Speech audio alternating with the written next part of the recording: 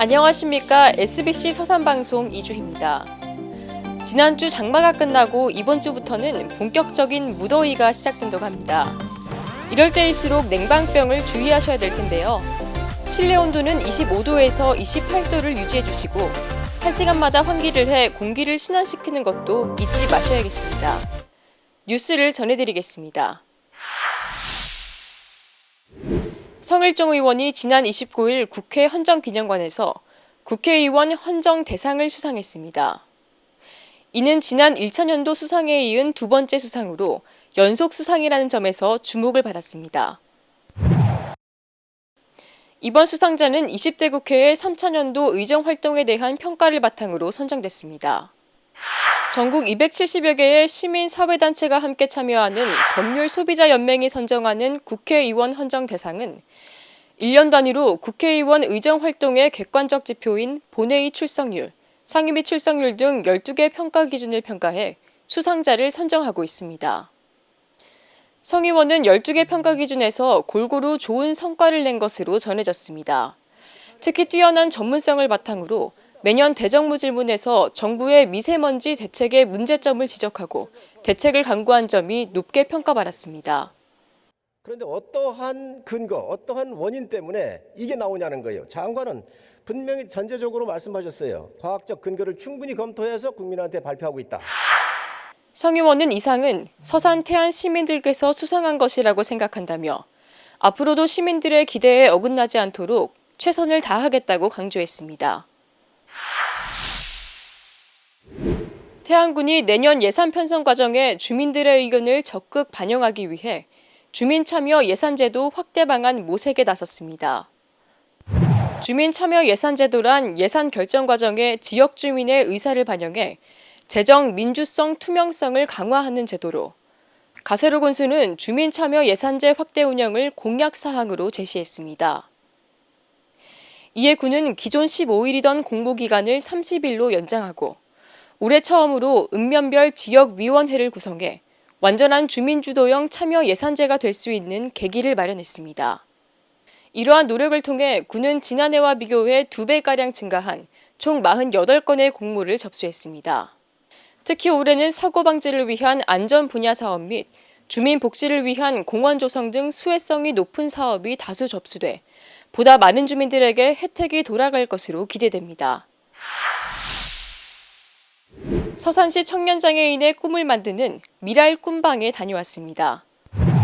저희 미랄 꿈방은 서산시 일자리를 갖지 못하는 청년 장애인들과 함께 공예 활동을 통하여 일에 대한 자신감과 직업 재활에 도움을 주고자 부모님들과 함께 만들어가는 사회적 기업입니다.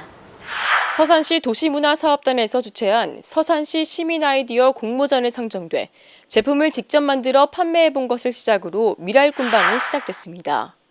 현재는 꽃차와 하바리움 무드 등 볼펜을 만들어 판매하고 있습니다. 아이가 꽃을 만지면서 자연스럽게 심리치료가 되었고요. 그리고 부모 동아리를 통해서 취미생활과 그리고 아이들에 대한 정보 공유를 해서 기쁩니다.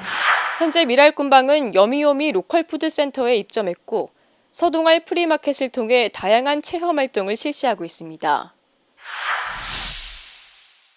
태안해양경찰서는 지난 30일 태안군 오점항 인근 해상에서 물에 빠진 중학교 3학년 이모군을 구조해 인근 병원으로 후송했으나 끝내 유명을 달리했다고 밝혔습니다. 이 군은 사고 당일 인근 해상에서 3명의 친구와 함께 물놀이 도중 갯골에 빠져 참변을 당했습니다. 한편 태안해경은 목격자 등을 상대로 정확한 사고 경위를 조사 중에 있다고 밝혔습니다. 서산시 태안군 등 충남 서해안 시군들이 이전이 확정된 중부지방해양경찰청 유치에 본격적으로 나섰습니다. 태안군은 남면 달산리와 태안읍 방곡리 등 두 곳을 중부해경청 이전 후보지로 선정했으며 서산시로 최근 맹정호 시장이 인천 송도에 있는 중부해경청을 찾아 중부해경청을 서산시로 이전해 줄 것을 건의했습니다. 맹 시장은 서산시가 중부해경청 관할 지역의 지리적 중심에 위치하고 있고 충청권 유일의 해상교통관제센터가 관내에 위치하고 있어 지휘권 행사에 유리한 점, 법원, 경찰청, 수산청 등 유관기관이 밀집한 지역으로 업무 협력이 수월한 점 등의 장점을 적극적으로 설명하며 서산시가 최적지임을 강조했습니다. 중부 해경청 유치전에 뛰어든 곳은 충남에서 서산과 당진, 태안, 보령, 홍성 등 5곳이며 경기 지역에서는 화성과 평택 등이 나서고 있습니다.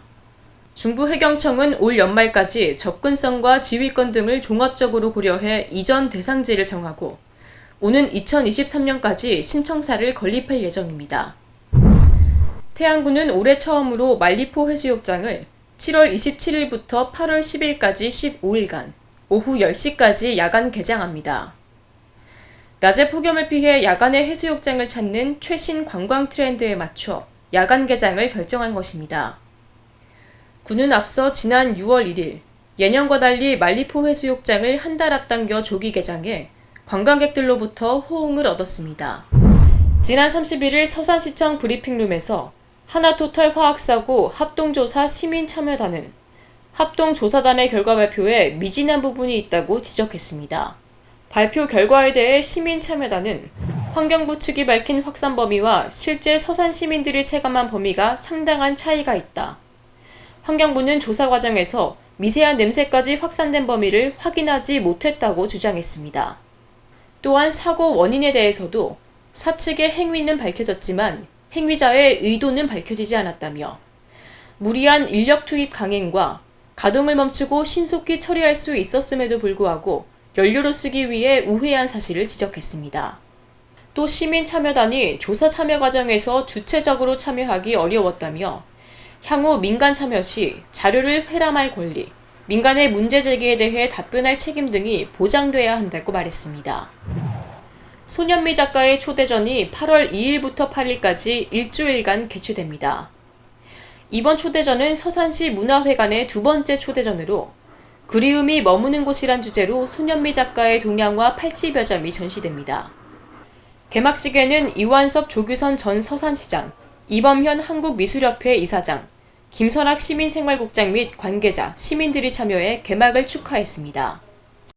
전시된 손현미 작가의 동양화에는 안락함과 평온함을 주는 집이 그려졌습니다.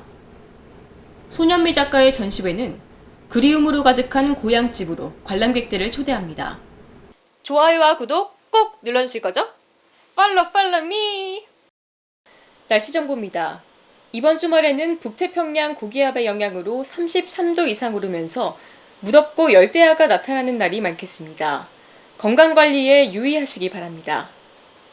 토요일 아침 기온 23도로 시작해 한낮에는 30도까지 오르겠습니다.